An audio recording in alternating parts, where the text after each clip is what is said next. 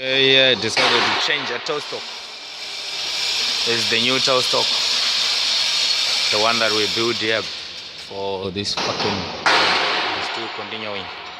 Okay, we've got a threaded rod going through the bed. Push the toe stock over. That's how our fucking brand new toe stock look like.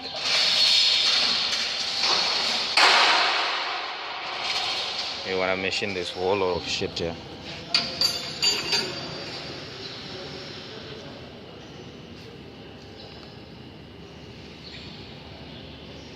This whole lot of shit must be machined, okay? There's the lathe. You take the compound slide off.